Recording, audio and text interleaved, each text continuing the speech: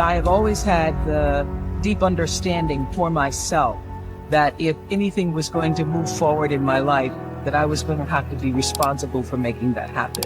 I know that to be true now and can articulate it as you are responsible for your life. And if you're sitting around waiting on somebody to save you, to fix you, to even help you, you are wasting your time, because only you have the power to take responsibility to move your life forward. And the sooner you get that, the sooner your life gets into gear. This is what I know from doing 25 years and thousands of interviews on the Oprah Show. It does not matter where you come from. I have seen people come out of the desert, walk across the desert, being born in the most dire of circumstances. Doesn't matter what your mama did, whether she did or had a PhD or no D. What matters is now, this moment, and your willingness to forgive the past, take responsibility, and move forward. You need activation energy to start the change. That's the key to creating any kind of change.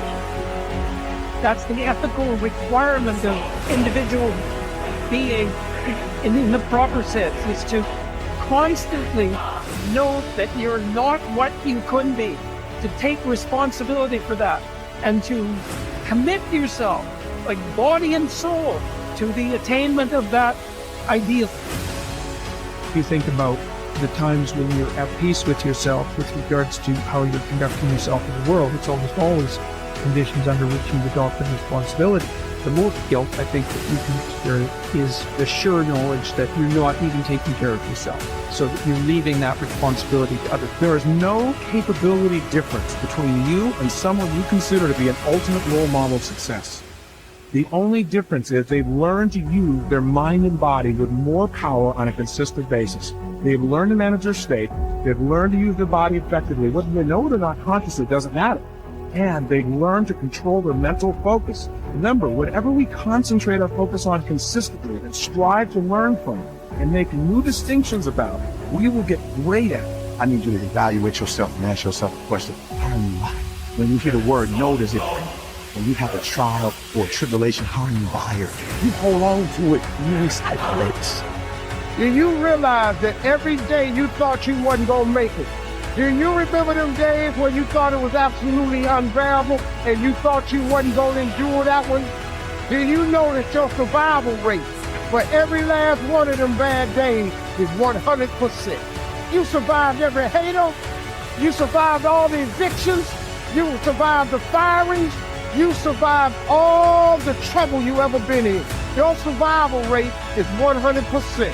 One of the things you gotta understand, my friend, is that you're supposed to fail.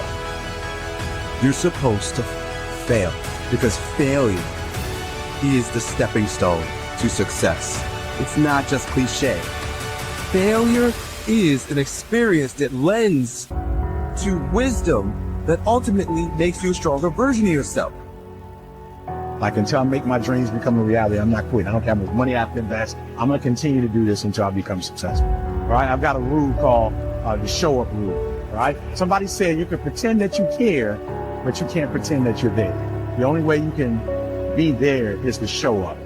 And what I'm asking you to do for me, you will never be a failure if you show up every single day. Every single day when I come, I show up and I let failure know.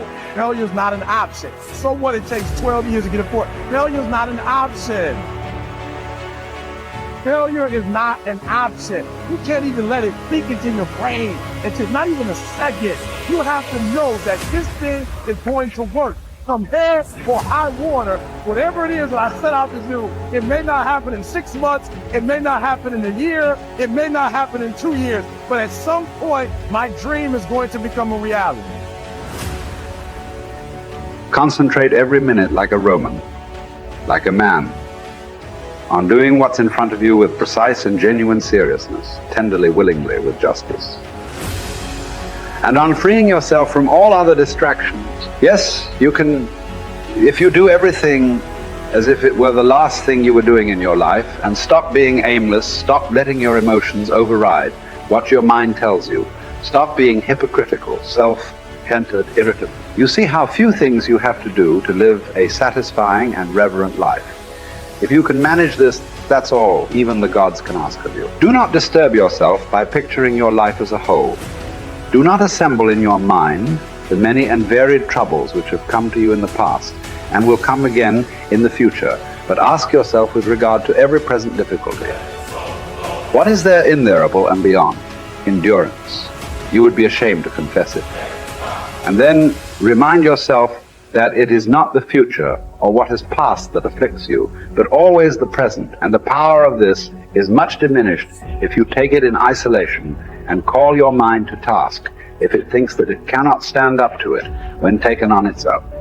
Think of your many years of procrastination, how the gods have repeatedly granted you further periods of grace, of which you have taken no advantage.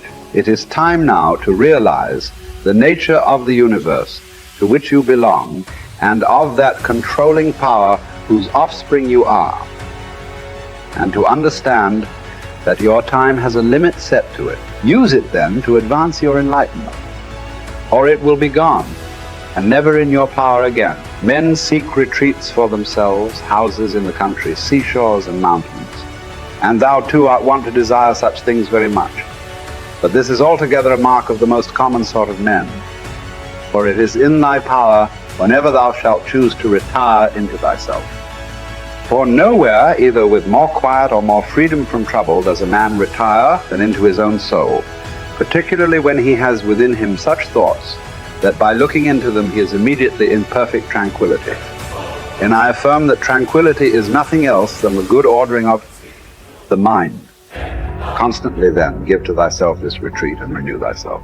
And let thy principles be brief and fundamental, which as soon as thou shalt recur to them will be sufficient to cleanse the soul completely, and to send thee back free from all discontent with the things to which thou returnest. For with what art thou discontented? With the badness of men? Recall to thy mind this conclusion, that rational animals exist for one another, and that to endure is a part of justice, and that men do wrong involuntarily. And consider how many already after mutual enmity, suspicion, hatred, and fighting have been stretched dead, reduced to ashes. And be quiet at last. But perhaps thou art dissatisfied with that which is assigned to thee out of the universe. Recall to thy recollection this alternative.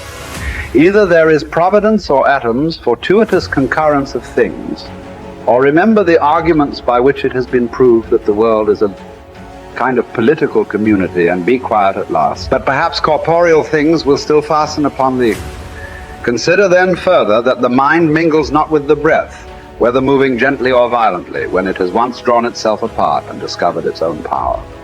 And think also of all that thou hast heard and assented to about pain and pleasure, and be quiet at last. But perhaps the desire of the thing called fame will torment thee. See how soon everything is forgotten, and look at the chaos of infinite time on each side of the present, and the emptiness of applause, and the changeableness and want of judgment in those who pretend to give praise, and the narrowness of the space within which it is circumscribed, and be quiet at last. For the whole earth is a point, and how small a nook in it is this thy dwelling, and how few are there in it, and what kind of people are they who will praise thee